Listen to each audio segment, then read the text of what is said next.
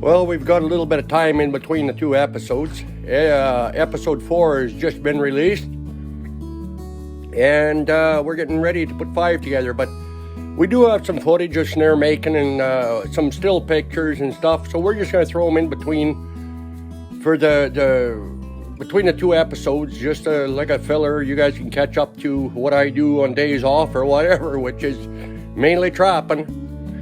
And you think 4 is good? You wait until you see 5. We got lots of action. The dogs were in a couple times here, and there's some hit and misses, so I'm sure you're going to enjoy it. And I should have answered some questions earlier, like when we first started, I should have told you where we were. We are northeastern Alberta. We're not too far out of Fort McMurray, south of that. But yeah, we got some pretty good country, big timber, and I just hope you guys enjoy. Any more questions, keep them coming. We'll try to answer you. Well, folks, Trapper Chum here again. This morning, I never went out. It was minus 32 here this morning. Yesterday was minus 40. I went the day before, minus 30. I don't want to freeze my face and ruin my good looks, so I thought, well, I'll build some snares today and maybe just shoot a little video here on snare making and stuff. So what I did here, I've made some already. This is a wolf snare. They're 10 footers. This one ain't quite 10 foot because it was just a piece of wire I had here. But what I did is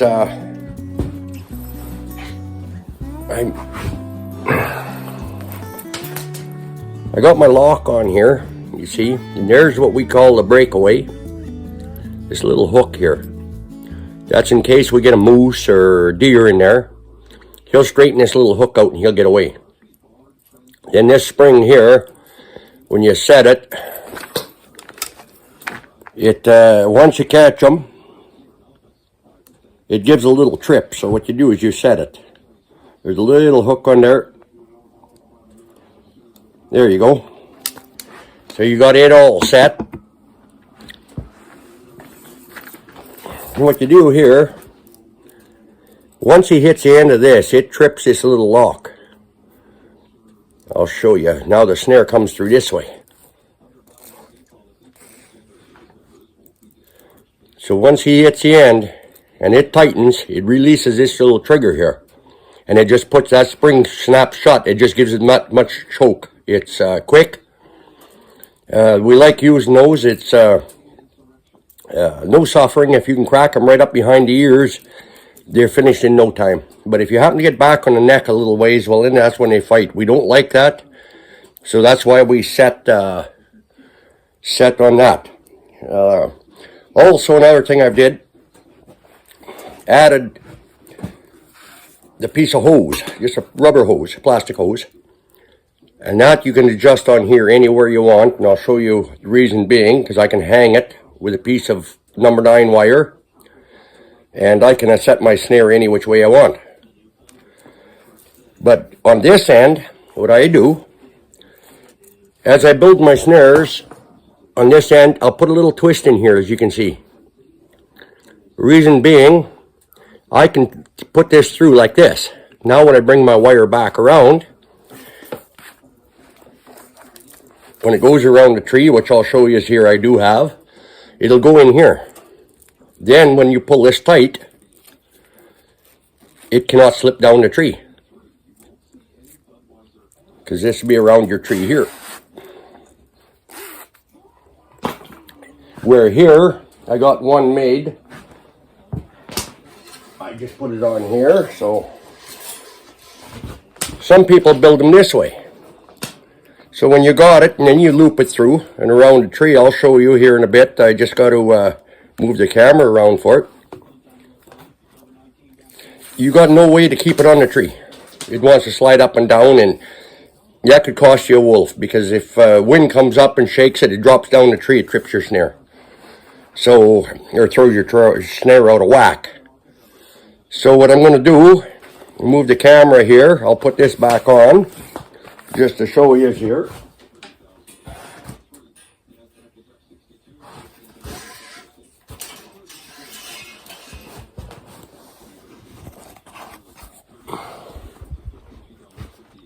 Okay, as I was telling you about this wire, there's that little piece of rubber right there. I got a piece of wire running through it, and my snare is hanging off of it. This way I can take and adjust my snare any way I want by that wire. I can move it closer to the post, I can move it. You try to be... Well, I had a little bit of a wreck there. I dropped the camera, so we have to start over again. Well, from where I left off, but I've taken this down. But yeah, the bottom of your snare should be about 18 inches off the ground. Let the coyotes go underneath. You will catch a few of the coyotes, but you want a coyote to go through, make the track. A wolf comes along and you'll be following that coyote track. But the way I looped it, see, I can shake this one all I want. It's not moving. It's on that post. Now, this other one I was telling you about, it's on here. Here's what happens. Shake it. It's hung up this birch here. It just drops down. So if you got a poplar tree or whatever, so it's way down there now, so your snare will be on the ground. So it's just little things like that.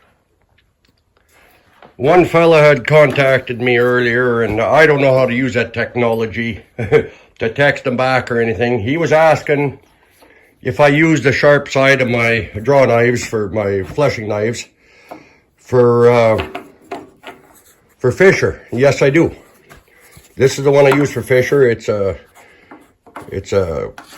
like a plastic here. And it is sharp, not sharp, but tapered, beveled on the one side. That's what I use mainly for the Fisher and stuff. The wolves, I mean, I do use this one for the Fisher. You have to be careful. It's a metal one, and it's same thing, but it's not real sharp. It's blunt, like you can rub your finger on it, you're not getting cut. I use that on the wolves and coyote heads, and also as the Fisher heads. You have to really watch, because you will rip the nipples on any animal. It'll make a hole in them because it shaves the nipples off. And then going back to this wire, I use 3/32 wire. The 1x19 is the best. You can set it, it holds its own.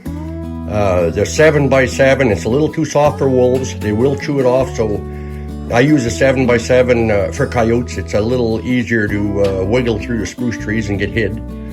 The 1x19, it holds its loop real well. So like on my trap line, I'm next to the caribou zone, and our government did a wolf call for about 4 years in a row. So it's really hurt me as far as getting my amount of wolves. This year it's been real slow. I picked a bad year to video. It was nice, you know, you bring out anywhere from 7 to 15 wolves a year out of there. And this year I've only got 4 so far. So we don't want to kill them all. We definitely need some out there, but we got to keep the numbers down as well. So